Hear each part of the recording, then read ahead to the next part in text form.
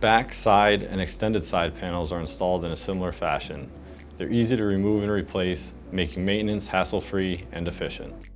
Before you begin anything, remove parts, such as drawers, in order to have access to the screws. When replacing back panels, the first step is to have a second person hold the panel in place in order to prevent it from falling off the cabinet. There are 2 screws on the inside of the cabinet at the top and the back. Remove the screws. Then take the back panel off.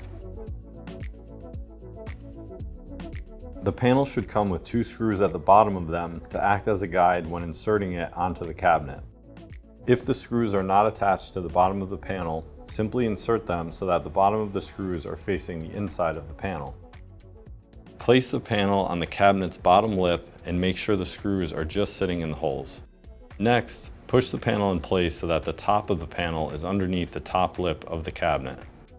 Then, have a second person hold the panel down so that it doesn't fall off of the cabinet. Insert the 2 number 10 screws into the holes in the inside of the cabinet in the back and tighten. Once completed, this is how the installed back panel will look.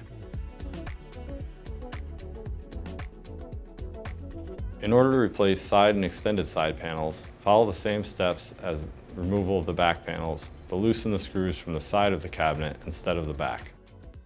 After the drawer is removed, locate the 2 screws on the inside of the cabinet that are on the same side of the panel you want to replace.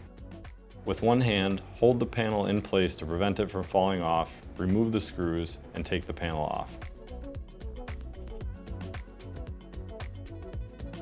Put the new side or extended side panel on so that the bottom screws are sitting on top of the access holes, and the top of the panel is underneath the top lip of the cabinet.